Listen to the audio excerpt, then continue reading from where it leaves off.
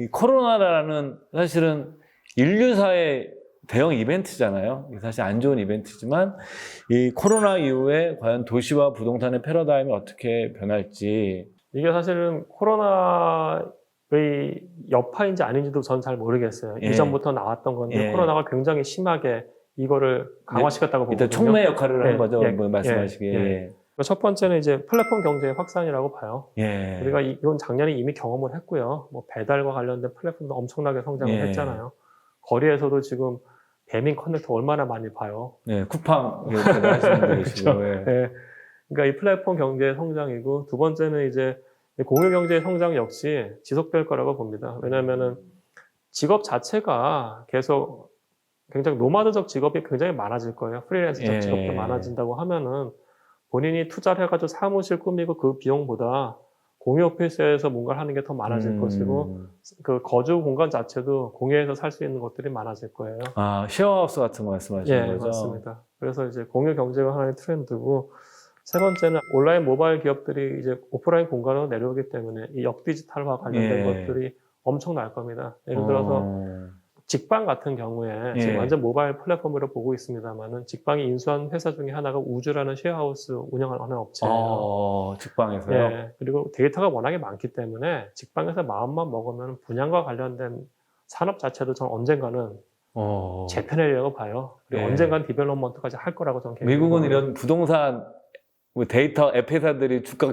꽤 비싼데 그렇죠. 우리나라 아직 상장이 안 돼 있어서 투자를 투자할 수가 없네요. 예. 그 말씀하셔가지고 예. 저는 지금 제일 관심 있게 보는 회사가 오픈도어라는 프롭테크 회사예요. 예. 말씀하신 것처럼 이제 데이터를 기반으로 해서 사람들의 그 트랜잭션 같은 것들, 예. 그리고 가격 같은 것들을 적정하게 매겨서 보내고, 오프라인 기반에서 또 본인들이 또 뭐라 그러죠? 인테리어 공사까지 해요. 그러면서 아예 생태계를 만들어요. 이건 약간 좀 다른 말씀인데, 하여튼 예. 그런 거 보면은 이제 모바일 기반인데 내려오는 역디지털화가 계속 일어날 거예요. 예. 모든 플랫폼들이 할 것이고요. 예. 그리고 이런 것들을 특히 리테일과 관련된 온라인 모바일 쇼핑과 관련된 것이 오프라인으로 내려온다고 하면은 그 경험 소비 공간이고, 예. 경험 소비 공간, 판매 공간은 모바일에서 할 예. 거기 때문에 이 오프라인 기반 리테일들이 굉장히 많이 바뀔 겁니다. 그러니까 기존에 있는 오프라인 리테일 예. 회사들이 혁신을 못하면 아마 굉장히 망가질 거고요. 예. 우리가 이제 그 관점에서 1층에 많은 빈 상가들은 계속 볼 수 있을 가능성이 높고요. 그리고 마지막으로는 이것들을 다 촉매하는 MZ세대의 어떤 행위들, 예. 그걸 유심 있게 봐야 될 필요가 있을 것 같습니다. 네. 교수님께서 밀레니얼 세대의 그 소비 그 패턴을 말씀하시면서 역디지털 이런 표현을 쓰셨는데 저는 그 표현이 굉장히 좀 독특하고 신선하거든요. 그거 좀 설명해 주시죠. 예, 그러니까 제가 왜 역디지털화 말씀드렸냐면은, 예. 제가 예전에 폴로닷컴 소비를 예. 많이 했어요. 예. 근데 폴로도 보면은 그 잘 만들거든요. 앱 이런 거. 예. 근데 폴로가 보면은 2017년에 18년부터 그 뭐 망한 건 아니지만은, 예를 들어서 오프라인에 있는 그 플래그십샵 같은 것들을 철수하고 그랬어요. 뉴욕 5번가에 있는 그 폴로 매장이 있었는데 그것도 문을 닫았었고요. 근데 그 시점에 어떤 일이 발생되냐면은, 그 우리가 알고 있는 모바일 플랫폼 회사들 있잖아요. 뭐 예. 스타일란다든지 뭐 인블리든 이런 회사들이 오프라인에 샵을 갖고 있더라고요. 예. 전 전혀 몰랐어요, 사실. 난다가 저기 홍대에 있습니다. 예, 맞아요. 예. 그죠. 근데 2017년 벌써 4, 5년 그때 스타일란다가 우리나라 포함해서 동남아에 한 60개 매장이 있더라고요. 그렇게 많아요? 예, 예, 굉장히 많았어요. 예. 예. 그때 다른 기업들 다 보니까 다 오프라인 기반에 다 뭔가가 있더라고요. 근데 이게 단순히 패션 쪽만이 아니고 거대한 플랫폼 회사들도 다 오프라인으로 내려오는 거예요. 카카오 같은 경우에도 카카오 프렌즈 같은 거 말씀하시는 거죠? 그렇죠. 예. 예. 카카오 프렌즈도 그렇고 뭐 네이버 라인도 마찬가지로. 둘 다 프렌즈네 생각해보니까 친구들끼리 싸우는 거네 생각해보니까. 예. 예. 그래서 이런 오프라인으로 내려온 곳들이 너무 많고요. 예. 대표적인 뭐 아마존이라고 생각을 해요. 아마존은 온라인 북스토어로 시작을 했잖아요. 예. 근데 미국의 주요 도시마다 아마존 북스라는 오프라인 매장이 있고, 그리고 아마존 고라는 슈퍼마켓 하고 있고요. 그리고 홀푸즈라고 미국 중산층들이 가는 이제 유기농 슈퍼마켓 예. 체인을 인수를 하기도 했고요. 2017년에. 예. 그거 자체가 아마존이 오프라인으로 내려온다는 얘기거든요. 예. 앞으로 더 그럴 거예요. 예. 네. 저는 이제 이게 그 기존의 오프라인 기반들이 이제 온라인화 올라가는 걸 디지털 트랜스포메이션이라고 하면 디지털화라고 하면은 모바일 플랫폼들이 온라인 플랫폼들이 내려오는 거는 역디지털화라고 보고요. 예. 근데 저는 이게 무서운 게 사실은 여기 두 가지 트렌드가 있는데요. 첫 번째는 이 플랫폼들이 오프라인 공간으로 내려와서 만든 샵들 있잖아요. 예. 이 샵들의 성격이 기존의 판매 공간하고 달라요. 어떻게 다르죠? 그러니까 우리가 쇼핑을 한다는 건 목적이 두 개예요. 하나는 물건, 이런 물건을 산다는 게 하나가 있고요. 두 번째는 즐거움을 추구하러 가요. 흔히 그 구닥다리 영어지만 아이쇼핑. 예. 그렇죠. 그래서 이 판매하고 경험 소비 공간이거든요. 예. 사실 그래서 쇼핑은 그 두 가지 성격이 있는데 이런 모바일 플랫폼들이 만든 오프라인 공간은 판매 공간이라기보다는 경험 소비 공간이에요. 그러니까 막 예쁘게 꾸며놓고 와서 사진 찍으라고 해요. 예. 이 얘기는 뭐냐면은 이 경험 소비 공간으로 만든 공간들이 도시 안에 좀 더 많아질 거란 얘기고요. 예. 그게 첫 번째고, 두 번째는 좀 무서운 건데 이 플랫폼들은 각 자기들이 비즈니스 영역에서 1등하고 2등하고 격차가 엄청나요. 예. 네. 그러니까 선점하는 회사가 이기는 겁니다. 예. 네이버하고 다음에 검색 빈도만 하더라도 엄청나잖아요. 예. 유튜브 검색 유튜브를 끄시고요. 예. 이쪽에서의 성장은 J커브를 그려요. 근데 이 J커브를 그리는 회사들이 이제 오프라인으로 내려오는 거예요. 그러면 오프라인은 회사들은 J커브 못 그리거든요. 그렇죠. 결국 얘가 이겨요. 그러니까 이게 무서운 건 뭐냐면은 각 서브젝트마다 독과점적 파워를 갖고 있어요. 예. 근데 이게 오프라인을 와가지고 이게 독과점적 파워를 갖고 있다고 하면은 도시 공간에서 이용되는 많은 것들이 독과점적 파워에 의해서 적용될 수 있다고 생각을 해요. 그럼 그게 약간 좀 무서워요. 그러니까 어떤 분이 그런 얘기를 하시더라고요. 자기는 플랫폼 기업이 절대 잘 될 것 같다. 근데 딱 한 가지 리스크는 하나다.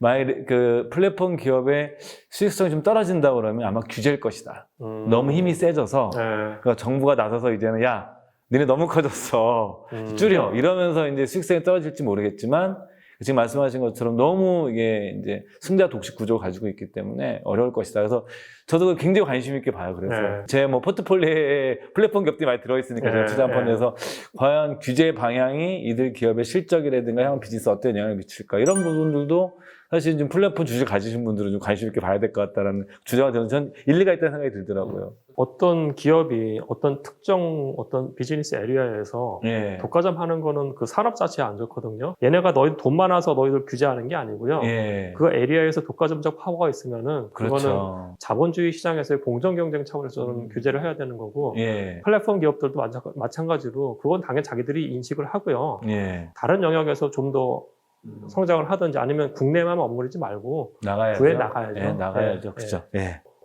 이것은 참 이 슬픈 표현이면서도 이것은 어떻게 현실적인 또 부정할 수는 없는 것 같아요. 이 부동산 시장에 나타나는 양극화. 뭐 좀 직접적인 질문 드릴 것 같아요. 양극화가 좀 오래 갈 것 같으세요? 계속 이런 식으로.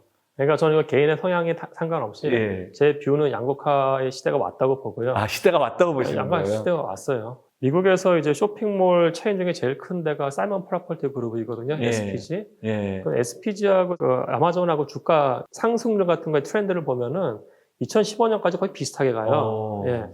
근데 그 다음에는 아예 이렇게 돼버렸어요. 완전히 이렇게 돼버렸어요. 예. 한쪽은 피눈물, 한쪽은 그냥 환호. 그죠. 예. 그러니까 SPG가 엄청난 기업이거든요. 전 세계 쇼핑몰 잘 나갈 때는 400개가 운영하고 있었어요. 예. 우리나라에 있는 프리미엄 아울렛이라는 거 있잖아요. 예. 그게 SPG의 브랜드 이름이에요. 쇼핑몰 브랜드 이름. 예. 그거를 이제 신세계랑 같이 운영을 할 뿐이죠. 예. 그거는 SPG 그룹의 브랜드 이름입니다. 근데 이게 작년에도 굉장히 어려웠습니다만은 그 전부터 어려웠거든요. 그래서 그때 어떤 일이 있었냐면은 SPG가 아마존하고 계속 협상했어요. 자기들 예. 지금 쇼핑몰들 망가진데 물류 창고화 할 수 있는지에 대해서. 그게 작년 얘기가 아니고 그 전부터 그 딜을 하고 있었거든요. 예. 그러니까 오프라인 기반의 거대 기업이 온라인하고 이제 격차가 이만큼 벌어진 거거든요.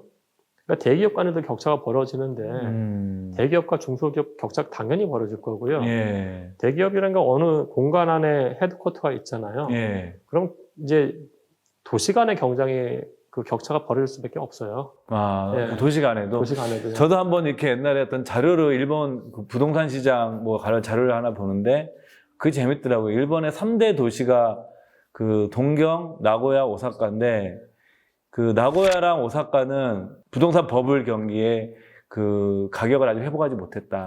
네. 근데 동경은 이게 돌파했다고 그러더라고요. 그쵸. 이미. 네. 그러니까 동경에 막 우리 TV 같은 거 보면 빈집 나온다고 그러는데 거긴 정말 외곽이고 그 중심지로 갈수록 현대 그 금융 역사상 정말 항상 그 전형적인 사례로 꼽히는 일본 부동산 그 버블기의 가격도 돌파했다. 이것도 어떻게 보게 되면 그 일본의 도시 간의 경쟁에서 양극화도 볼 수 있는 건가요? 그럼요. 그 동경하고 오사카만 하더라도 예. 그 동경은 아마 아베 정권 하면서 굉장히 좋아지면서 그쪽 말씀하신 것처럼 동경 부동산 값이 꽤 많이 올라갔어요. 예. 근데 오사카는 아직도 희미한 상태이기 때문에 예. 예를 들어서 그거죠. 도시가 아까 말씀드린 다 서비스 도시잖아요. 예. 뭐 금융업이든지 비즈니스 서비스 이런 게 그 주요한 어떤 산업인데 일본에서 뭔가 비즈니스를 하려고 하면은 두 도시 중에서 당연히 동경으로 갈 수밖에 없는 거죠, 지금요. 예. 또 여기서 이제 이 양극화 관련돼서 인구 이제 문제랑도 많이 인구 고령화라든가 저출산 이런 거 많이 하는데 인구 고령화가 양극화의 그 사실은 촉진제 역할을 할 것이다라는 거에서는 어떻게 보세요? 그런 시각에 대해서? 그 너무나 그럴 것 같아요. 예를 들어서 우리가 서울하고요. 예. 지방에 있는 농촌을 봤을 때 예. 극명하게 드러나는 게 둘 다 인구 고령화는 나타납니다만은 예. 여기는 아예 인구가 자체가 빠지잖아요. 젊은 예. 층들이 빠지면서 예. 빠지고 그 다음에 인구 자체가 다 연세가 드는 상황이기 때문에 예. 그럼 미래가 없는 거죠, 어떻게 보면요. 참 안타까워요. 그거 어떻게 좀 해법을 찾아야 되는데, 그래서 저도 한번 옛날 일본에서 금융 전문가가 한국에 오셔가지고 이제 일본을 못하니까 통역을 통해서 물어봤었어요. 그런 것 해법이 니네가 있냐? 일본이 세계에서 제일 먼저 고려한 그런 거 했더니 한참 생각을 하더니 이 친구가 여러 실험을 해보고 있는 거지 우리도 해법을 자기는 못 찾았다고 본다. 네. 이런 균형 발전이라든가 이런 양극화 이런 문제 그런 얘기를 하더라고요. 근데 저는 이제 그 약간 도시계획적인 예. 겁니다만은 우리가 여기에다가 해법을 찾는 게 그러니까 해법이 없는데 해법을 찾는 거라고 볼 수도 있을 것 같아요. 그러니까 디트로이트 같은 데는 계속 망하고 있거든요. 그때 최근에 러스트 벨트라고 그래서 그 철이 낀 거죠. 그 철. 녹슨 지대. 예. 예. 거기 러스트 벨트 얘기하시는 거죠. 예. 근데 그 디트로이트가 사실은 이 자동차 산업의 핵심지였잖아요. 예. 헨리 포드가 있었던 시절에 디트로이트가 미국에서 1등 도시였었잖아요. 맞아요. 예. 그때는 막 공장 노동자분들도 엄청나게 소득 예. 많고 했었던데 이게 산업이 이제 남쪽으로 가면서 예. 이제 이게 완전 망했는데 예. 그래서 여러 가지를 많이 했어요. 2010년부터 하는 어떤 트렌드는 도시를 비우는 운동을 해요. 시티 다이어트요. 이게 해도 뭔가 안 되니까 아예 집들 안 되고 부시고 거기서 다른 거를 하고 좀 더 압축적으로 뭔가 하자는 시도를 하거든요. 예. 미국에서 망한 도시도 그런데 예. 대한민국에서 예. 농촌에서 돈을 줘서 뭔가를 한다는 게 그러니까 복지 차원에서 돈을 줘서 뭔가를 하는 건 맞습니다만은 그쵸, 거기서 그쵸. 경제 활성화를 하겠다. 예. 저는 좀 전략을 좀 다르게 봤으면 좋겠어요. 예. 저희가 어떤 대답을 말씀드리는 것이 아니라 양극화나 현상 자체가 교수님 말씀하신 것처럼 하나의 좀 사회적 현상이고 좀 오래 갈 것 같은 예. 이런 어떤 트렌드로 이해를 하시길 좀 했으면 좋겠어요. 네. 저희가 이것은 뭐 사회 문제로 좀 접근하는 건 절대 아니기 때문에 말씀드리고요.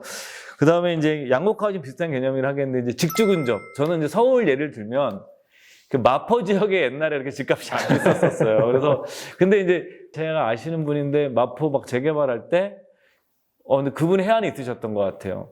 마포 같은 데 재평가를 해야 된다. 왜냐면 거기가 그 여의도도 가기가 좋고 또 거기 또 전철이 이제 강남도 이제 연결이 될 거고 뭐 이렇게 하시면서 뭐 김포항도 연결이 되고 광화문도 연결되고 이러면서 이런 그 도시가 성장할수록 직주 근접, 직장과 주거지가 가까워지는 근접 형태가 중요해질 거다 이런 얘기를 했었는데 이 직주 근접도 하나의 좀 삶의 트렌드로 봐야 되는 거죠. 저는 뭐 약간 좀 당연할 것 같다는 생각이 드는데요. 예.